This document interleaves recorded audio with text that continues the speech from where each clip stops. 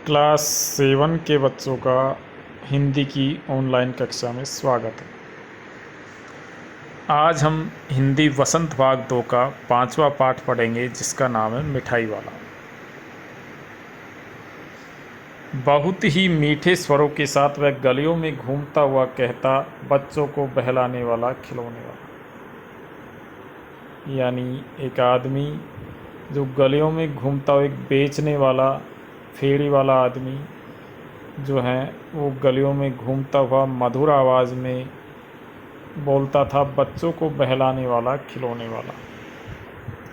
इस अधूरे वाक्य को वह ऐसे विचित्र किंतु मादक मधुर ढंग से गाकर कहता कि सुनने वाले एक बार अस्थिर हो उठते। अस्थिर यानी बेचैन हो उठते, यानी उसकी आवाज़ को सुनकर लोग बेचैन उठते, उसकी आवाज़ को लोग बार बार सुनना चाहते थे। उसके स्नेहाभिषिक्त कंठ से फूटा हुआ गान सुनकर निकट के मकानों में हलचल मच जाती। स्नेहाभिषिक्त यानी प्रेम से भरा हुआ। उसका जो कंठ है, कंठ यानी उसका जो गला, कंठ से फूटा हुआ गान यानी उसके गले से निकला हुआ गाना, वो प्रेम से भरा हुआ था। तो उसके गले से निकला हुआ गाना जो प्रेम से भरा हुआ था, बहुत ही मीठे स्वर का गाना गाता था वो। तो उस गाने को सुनकर निकट के मकानों में हलचल मच जाती, यानी उसके आसपास के मकानों में हलचल मच जाती। यानी किस तरह की हलचल मच जाती, देखो। छोटे छोटे बच्चों को अपनी गोद में लिए युवतियाँ चिकों को उठाकर छज्जों पर नीचे झांकने लगती। यानी उसकी आवाज़ सुनते ही, उस आदमी की आवाज़ सुनते ही छोटे छोटे बच्चों को अपनी गोद में लिए युवतियाँ यानी महिलाएं, वो चिकों को, चिक यानी पर्दे, जो गांव की औरतें पर्दा करती है, और ये काफ़ी पुराना पाठ है। आजकल पर्दा बहुत कम औरतें करती है, लेकिन अभी भी गांव में काफ़ी औरतें पर्दा करती है। तो चिक का मतलब होता है पर्दा। तो औरतें पर्दों को उठाकर, यानी अपने पर्दों को उठाकर और छज्जों पर से नीचे झांकने लगती। यानी छज्जे यानी ऊपर जो फर्स्ट फ्लोर है, वहाँ से नीचे झांकने लगती, नीचे देखने लगती। गलियों और उनके अंतर्व्यापी छोटे छोटे उद्यानों में खेलते और इठलाते हुए बच्चों का झुंड उसे घेर लेता। यानी गलियों और उस गलियों के अंदर छोटे छोटे बगीचों में खेलते और इठलाते हुए जो बच्चे हैं, उन बच्चों का समूह है, झुंड यानी समूह है, उसको घेर लेता, उस आदमी को घेर लेता। और तब वह खिलौने वाला वहीं बैठकर खिलौने की पेटी खोल देता। यानी जब बच्चे उसको घेर लेते थे, तो खिलौने वाला वहीं बैठ जाता था और अपने खिलौने की पेटी खोल देता था। बच्चे खिलौने देखकर पुलकित हो उठते। यानी बच्चे उसके खिलौने देखकर पुलकित, पुलकित यानी खुश हो जाते, प्रसन्न हो जाते।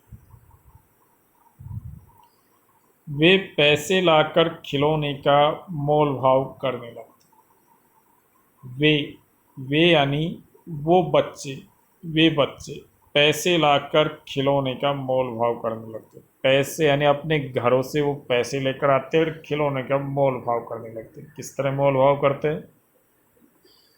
पूछते, इसका दाम क्या है? ऑल इचका, ऑल इचका। यानी बच्चे इस तरह की तोतली आवाज़ में बोलते हैं। इचका का मतलब होता है इसका दाम क्या है, इसकी कीमत क्या है। ऑल इचका यानी और इसकी कीमत, ऑल इचका यानी और इसका दाम। इस तरह वो बच्चे अपनी तोतली आवाज़ में उससे मोल भाव करने लगते। खिलौने वाला बच्चों को देखता खिलौने वाला जो था वो बच्चों को देखता और उनकी नन्ही नन्ही अंगुलियों से पैसे ले लेता और बच्चों की इच्छा अनुसार उन्हें खिलौने दे देता। यानी बच्चों की नन्ही नन्ही उंगलियों से वो पैसे लेता और बच्चे जो भी खिलौने मांगते उनको वो खिलौने दे देते। खिलौने खिलौने लेकर फिर बच्चे उछलने कूदने लगते और तब फिर खिलौने वाला उसी प्रकार गाकर कहता, बच्चों को बहलाने वाला खिलौने वाला। सागर की हिलोर की भांति उसका ये मादक गान गली भर के मकानों में इस ओर से उस ओर तक लहराता हुआ पहुंचता और खिलौने वाला आगे बढ़ जाता। यानी जिस तरह सागर हिलोर लेता है उसी तरह वो जो आवाज़ लगाता था वो बहुत ही मीठे स्वर में वो गूंजने लगती थी गली भर के मकानों में, और इस तरह वो गाता हुआ खिलौने वाला आगे बढ़ जाता। आगे देखिए, राय विजय बहादुर के बच्चे भी एक दिन खिलौने लेकर घर आए। वे दो बच्चे थे, चुन्नू और मुन्नू। चुन्नू जब खिलौने ले आया तो बोला, मेला घोड़ा कैसा सुंदर है, यानी मेरा घोड़ा कैसा सुंदर है। ऐसे बोला बच्चा तोतली आवाज में, मेला घोड़ा कैसा सुंदर है। ये कौन बोला? चुन्नू बोला। तो मुन्नू बोलता है, और देखो मेला कैसा सुंदर है, यानी मुन्नू बोला कि और देखो मेरा कैसा सुंदर है, यानी आपका तो सुंदर है, मेरा भी बहुत सुंदर है। अब आगे देखते। दोनों अपने हाथी घोड़े लेकर घर भर में उछलने लगे। इन बच्चों की माँ रोहिणी कुछ देर तक खड़े खड़े उनका खेल निरखती रही।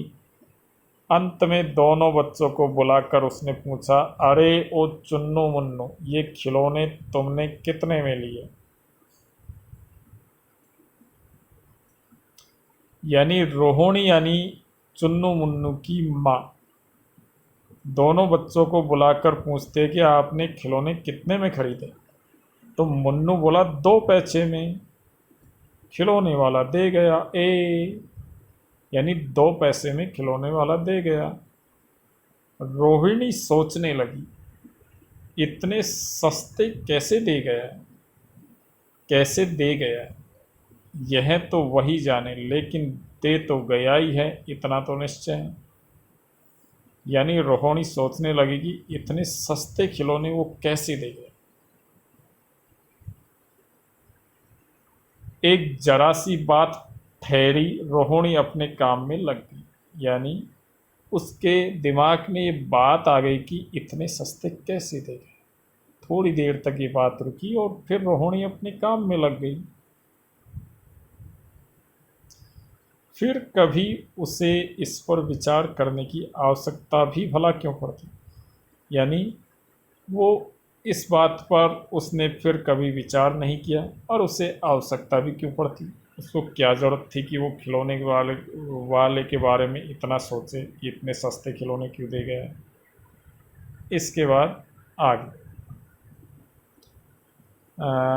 आज हम इस पाठ को यहाँ तक ही पढ़ते हैं। इसके बाद में अगले भाग में पढ़ेंगे। धन्यवाद।